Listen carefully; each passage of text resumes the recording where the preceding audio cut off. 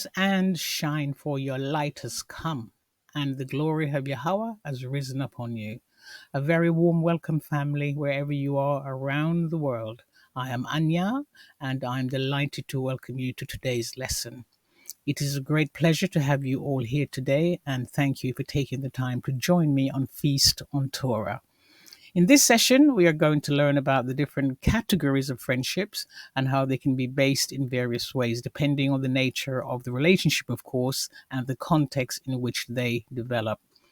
Now, some lessons on the road of wisdom's journey regarding friendship, you will soon learn at some point during the relationship that not all the people in your life that you think are your friends have your best interest at heart. But experience will teach you that some of the friends you currently have in your life are just fair weather friends. You know the ones I'm talking about. They're also known as the friends with two faces. And of those of you who are not familiar with the term fair weather friend, here is the meaning. Now, a fair weather friend is simply a friend who supports others only, and I say only, when it is easy and convenient for them to do so. For example, I thought Jack would always stick by me, but when I got into trouble, he turned out to be a fair weathered friend. You're looking for Jack, and Jack's left the planet. Okay, that's what that means. At this point, I'd like to suggest that you take your concerns or any decision that you are thinking of making regarding your friends after hearing this message. Please take it in prayer and seek the Most High's counsel before you take any action. The reason why I'm suggesting this method is because some of you may find some of the point raised on terminating a toxic friendship in this lesson or the next one to come, it can seem quite harsh, especially if you are of the younger generation who might not have had the years of experience to work out how to manage certain relationships as yet. And some of you are in your teenage years, early, you're still finding your feet and you have no idea that certain people would behave the way they do and you're in pain. And it's not because you've done something wrong, it's just the way life is. And hopefully this lesson will help you to identify those people who means you no good, and you can manage them successfully by learning how to do it. Life's lesson is filled with opportunities for learning and growing. And some of the lessons that I will be sharing with you came solely from decades of personal experiences. And I have learned more about people. Oh, yes, especially from those painful friendships. However, I am not complaining. I am very grateful for those experiences because the Most High used them to teach me wisdom about the different types of friendships. And you can too. You can too learn how to recognize a bad relationship or relationships and how to disconnect yourself from them successfully. But if you don't know what the characteristics of a toxic friendships looks like, then you will keep on making the same mistakes over and over again. Why? Because you are not paying close attention to the behaviors of your so called friends, and it's like walking blindfolded towards a cliff. So, what am I saying? You need to be aware, you need to pay close attention to those people around you. And if you're listening here today to this lesson, you might have in the past or even today have the idea that all friendships will last forever. And if that's you, may I suggest to you that is not being realistic at all. You are not being realistic. Not all friendship lasts forever. So earlier I mentioned that we all need to understand that friendships can be categorized in various ways. And I'm now going to show you three examples of what they are. There are acquaintance friendships, and these kinds of relationships are casual and surface level interaction. They're surface level interactions that are limited to specific contexts, such as work, school, or neighborhood. They are not your bosom friend. They are just acquaintances. There's another group of casual friendships, they're called. This type of friendship is based on common interests or activities, not deeply personal, but enjoyable and pleasant. So, for example, someone you know might enjoy the same sports and activities that you like. So, you might like tennis or swimming, for example, and this person so enjoy that time together with you. This does not make them your bosom pal.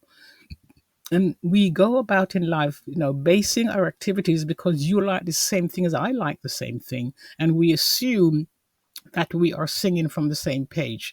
And that's where the problem starts. No, just because you and someone share the same activities, interests, doesn't mean to say that they are your bosom pals. Now, there's a third category, and there are the close friendships.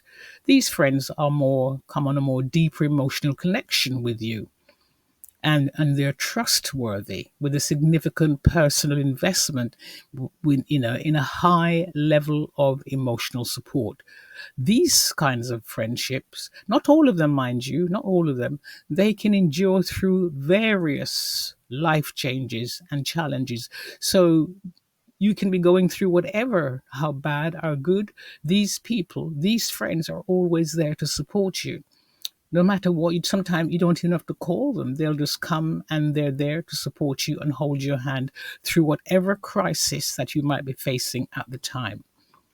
Now, all of these diverse types of friendships come with their own unique dynamics, as you may have learned over the years. Some of you may have already experienced that wisdom journey regarding friendship can be very, very painful. And oh, yes, we're human beings and we have this tendency of hurting the people that we love the most. Yes, it happens. Now, one of the things that I have learned myself is that great lesson forever presenting itself before me and before you, maybe, that we do not recognize them. Sometimes what is presented right in front of our eyes, especially the behavior of attitudes of those fair weather friends, we fail to see it. We fail to see the trademark, and we go right off the cliff with them, and then we get ourselves seriously hurt because we weren't paying attention. Now, a very important note to really understand here when we come to the scriptures regarding friend, especially in the Torah, please remember that the scriptures is not based on the Western way of thinking. For example, what may seem logical in our Western mind would be considered irrational to an ancient Near East culture. The same is true in the reverse. What may be logical to an ancient Easterner would be completely irrational in our Western culture. So please bear that in mind. And also remember that the authors of the Bible text were writing from within their Eastern culture, and they were writing to those people of the same culture.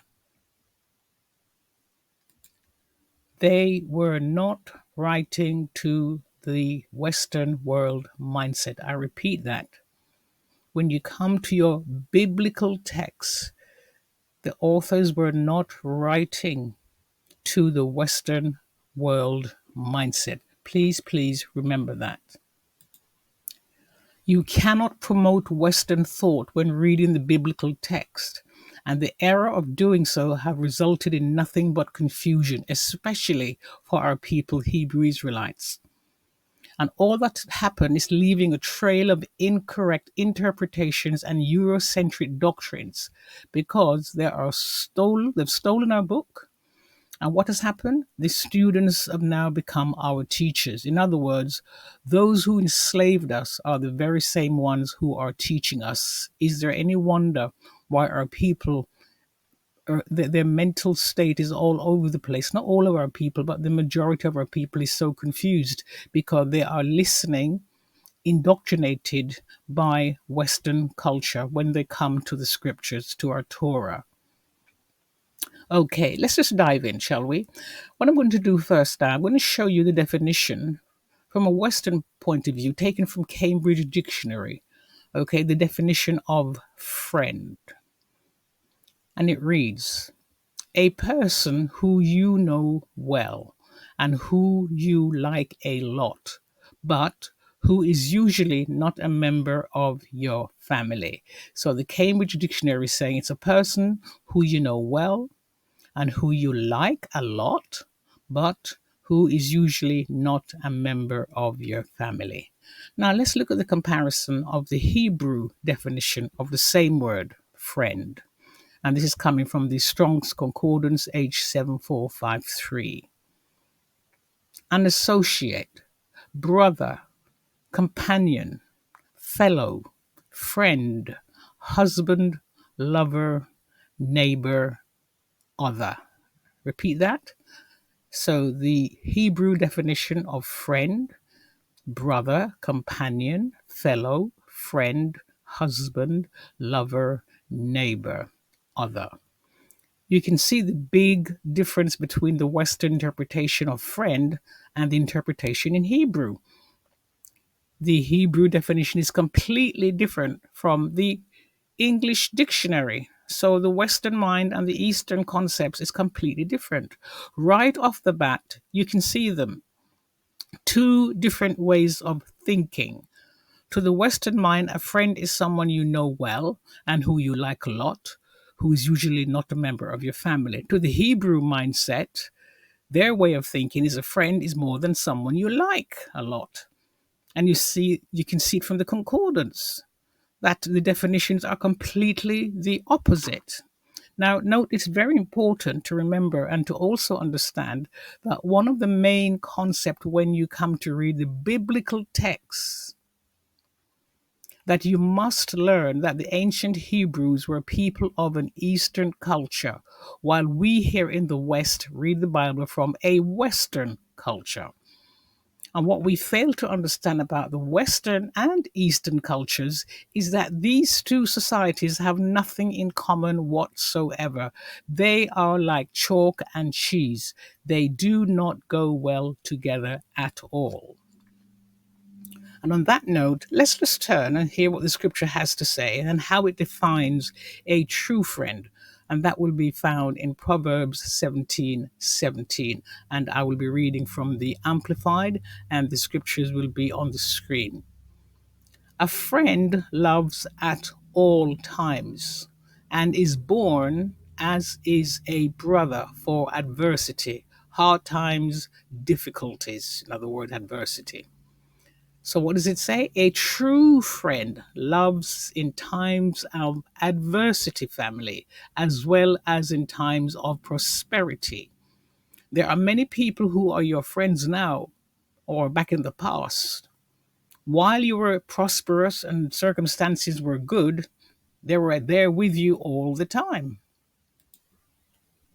But if there is a change in your circumstances, and let's say you were stripped of all your prosperity and all of your substance, question: would those friends still be around you or would they distance themselves from you? What do you think? Maybe some of you have experienced this type of reaction when you fell upon hard times. And maybe you can also recall how your so called friend or friends just evaporated like hot air, nowhere to be seen.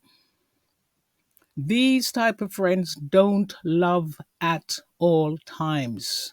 We've just read that in Proverbs. They do not love at all times. When adversity strikes you, you should not expect these kinds of friends to be around you to support you in any shape or form. I know that's hard to swallow, but the facts are the facts. That's what the scripture teaches.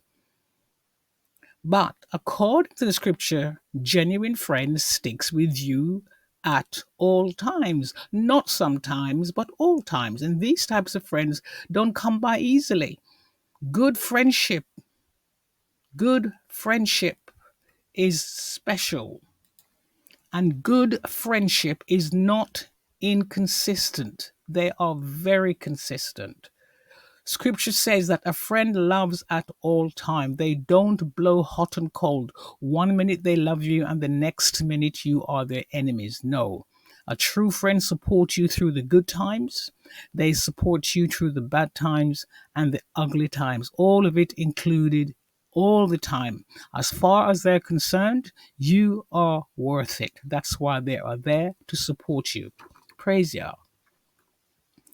Now let's also now look at another scripture, also taken from Proverbs 18:24, and that's also from the Amplified Bible.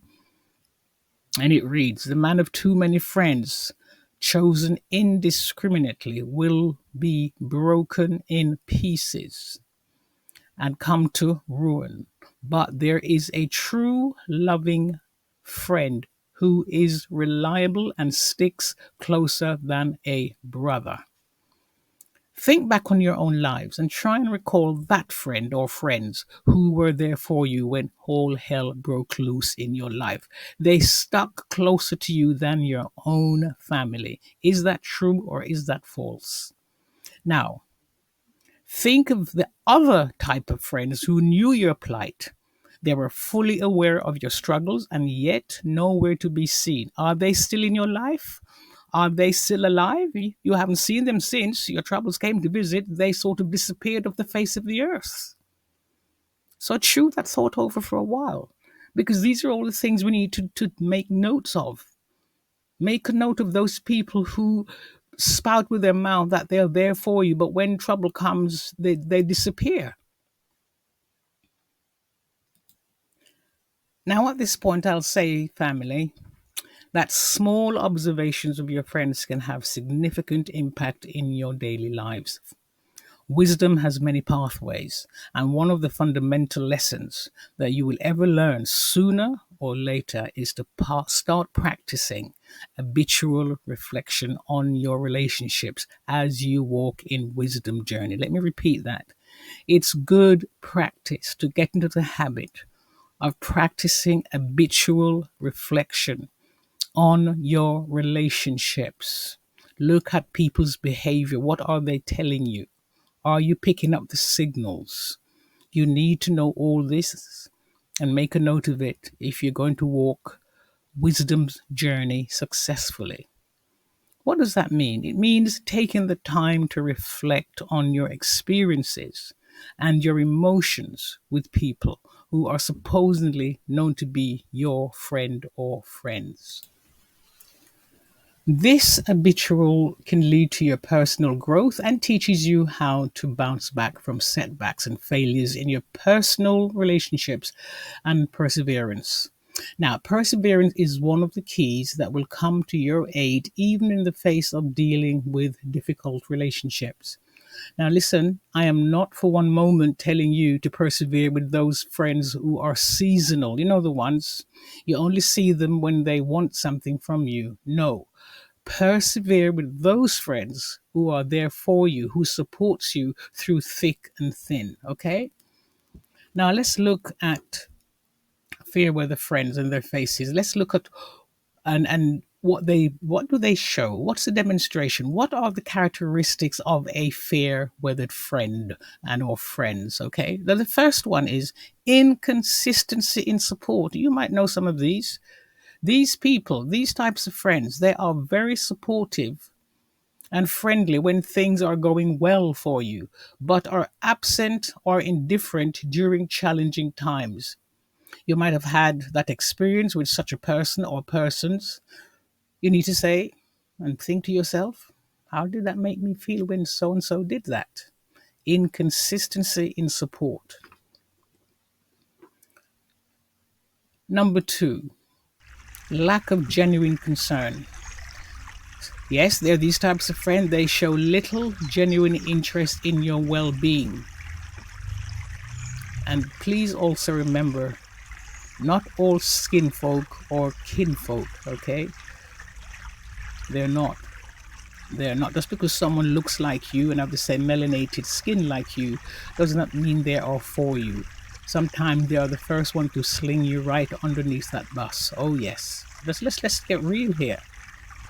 So these people, a lack of genuine concern, they show little genuine interest in your well-being or your success or your struggles, just because that's who they are. That's who they are. So look out for those ones. Then we have the three. Number three, jealousy and envy. These types of friends, they may feel jealous or envious of your achievements and may not even celebrate your successes wholeheartedly. They'll say it with their mouth and say, "Oh, I'm so glad I heard your good news. I'm so pleased for you. What a wonderful thing. You must be so proud." And in their heart, yeah, you know what they're thinking. I wish she was dead. Horrible person. But they're smiling, that beautiful sunny smile, cheering it on for you, but their heart is saying something completely and utterly different, but you can't see. Let me give you an example of some of these friends. I'll tell this as an experience I've had. I had this experience in my early 20s, some decades ago. I had a friend, we were very close, and we shared a lot together. I would spend weekends at her home, and we were just close. Went to school together, we lunched together, we did everything together. One day I went to visit her on my way home from work, and I knocked on the door. And when she opened the door, I received a very cold response. I didn't think much of it. I just thought she was tired or had an argument with one of her siblings or her mother. You know how the family dynamics work. So I thought I came at a bad time. Anyway, I agreed to her in the usual manner, and again her response was icy. So I asked her, "What's wrong?" Well, before I could finish my sentence, she came up close to my face and she said in an angry tone, and here's the kicker. Here is the kicker, family. "Somebody told me that you said," and what she repeated, I will not repeat it because it wasn't very nice, but she said it twice, repeated it twice. And I thought she was joking, but her expression told me that she wasn't. By this time, I was in tears, and I could not believe what she said next. She said, "Your tears doesn't mean nothing to me. They're crocodile tears." And with that, I left. Now, 2 years went on, and I didn't see her until I met her at a party. And she came and greeted me very warmly, and I was a little bit taken, like, "Oh." She asked could she speak to me? And we went into another room where she closed the doors, and she grabbed hold of me in tears, apologizing that the friend who told her the lie told her that they were jealous of our friendship, of our relationship, and she wanted to break it up, to destroy it so she could become her friend, not mine. So she asked me to forgive her. Family, I did. I forgave her because I loved her. But you know what? That was the end of that. I would never, ever, I did not go back and make friends with her. And I told her that we would never, ever be friends again. Do you know why? Because her words to me, I believe her. When I said to her, I did not do this thing, my dear friend told me that she believed. And then 2 years later, when the person who planted the lie and made these allegations came and told you, so that means you wouldn't have trusted me or believed me if this person didn't come and tell you. So be very, very careful. Very, very careful. Jealousy and envy is very dangerous weapons in the minds of some of the very people who are supposed to be your friend. Some of the friends in your life could be watching your interactions with another friend as we speak. And jealousy and envy are born in their hearts. Oh, yes. These people are so filled with insecurities, and they will do whatever it takes. They will lie and fabricate stories just to destroy the relationship you are having with another friend in order to insert themselves in your life to replace the friend that they have removed with their lies and false allegations. So, family, be alert. People are watching you, and you have no idea that you're being watched, how you are interacting with another person, and they get jealous and they'll sit there and connive stories to come and break up that relationship. So be warned. Be aware that these people, you cannot see their hearts. So get wisdom when dealing with these kind of friends, because their hearts are deceitful, as stated in the book of Jeremiah. Let's look at Jeremiah 17 verse 9 in the New King James Version. And it reads, "The heart is deceitful above all things and desperately wicked. Who can know it? The Amplified puts it, the heart is deceitful above all things and is extremely sick. Who can understand it fully and know its secret motives? That's right. People are smiling in your face, saying words sound so loving and caring from their mouth, yet their hearts are desperately wicked. And the words say, who can know it? Not even your own heart. Who can know the heart? It's extremely wicked. And some of you made friends on appearance, and now you're living to regret it. You forgot that judging a person based on external appearances is a foolish thing to do. Look over your life. Just because someone dresses nice, speak nice, they love the same things you love, go the same places you go, you assume that, oh, they're a recipe for a good friend. And oh my goodness, there are so many hurting people who are feeling the pain of that decision, basing their relationship on how someone looks. And for this reason, we should not do such a foolish thing. Why? Because, for one reason, and one reason alone, external appearances are easy to manipulate, family. Someone with no good intentions toward you can manipulate you and make you think they have your back because you were impressed on the nice car they drove and the nice house they lived in and the nice clothes they wear, and they make you laugh. They're so funny, only to discover that they were a demon from hell. That is why the scripture teaches in 1 Samuel 16:1, when the scripture asks, how long will Saul, will Samuel mourn for Saul? Because Yah was not happy with him, and they needed a new king, which is going to be King David, because Yah rejected him from ruling over Israel. And in verse 6, so when they came, that he looked at Eliab and said, surely Yah's anointed is before him. When they come and look at the sons of Jesse to choose, people look at the appearance, but look what Yah's response was. But Yahweh said to Samuel, do not look at his appearance or his physical stature, because I have refused him. For Yahweh does not see as man sees, for man looks at the outward appearance, but Yah looks at the heart. If we could only remember that, family, it is so important. We need to ask the Father to give us wisdom daily, because people can fool us. It doesn't depend on how many certificate in education you have and how many bachelors of heart science certificates you have.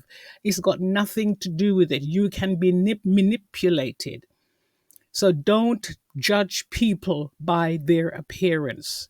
Okay? It is very, very foolish, and it will only lead you to lots and lots of pain. So at that point, I'm going to conclude our lesson for today. And that's our first lesson on this topic. And so before I leave, I would just like to remind you of the following points when it comes to making friends. Don't forget the number one, consistency in support. Yes, there are those out there very supportive, friendly when things are going well for you. But as we discussed earlier, they are so indifferent and absent during challenging times. And you might have had the experience of such a person or persons. Okay? And then we have those ones who are lack of genuine concern for you. They show little genuine interest in your well-being. And also, don't be fooled because someone looks like you, same skin color as you, that they are for you. They're not even there for you in your success. They're not there for you in your struggles just because they look like you. So remember that, families. That's very important. Jealousy and envy, oh my goodness, that's a big one. These people feel jealous, and sometimes you might even say to yourself, I have got nothing for them to be jealous of. You don't know people's heart. You might think there's nothing, but they see something else. So they feel jealous or envious of your achievements and may not celebrate your success. So don't be surprised when you are have reached your goal, that they're going to be you're happy for you. No, they're not. So judging people by appearance, we've learned, also may result in missing out on valuable relationships with those who don't fit a certain criteria. Don't judge people by their appearance. Okay? It's a big, big mistake. And when you do that, judging people by appearance, you are missing out on those people who have your best interests at heart, and also those ones who will offer terms of wisdom and loyalty, but you dismiss them for someone you like the look of. Bad mistake. And also, finally, friendships that are based on appearance or alone are less likely to be genuine family. And they're not meaningful, but they're not built on mutual understanding or shared experiences at all. Okay, so remember those points. Pray about your decision. Look at people. Not everyone is dangerous, but there are some out there who are very dangerous. So, on that note, I'll say I hope you found this lesson on wisdom's journey regarding friendship informative, useful, and insightful, and a blessing to you. In the meantime, I pray that this lesson will help you to make better friends when it comes to making friends, and also help you to become a better friend to others. So, according to Isaiah 60 verse 1, arise, shine, for your light has come, and the glory of Yahweh has risen upon you. Until next time, don't forget to subscribe, share, and hit the notification bell to stay updated on our latest content. Let's grow and explore together. Until next time, shalom to you and your household family. Shalom.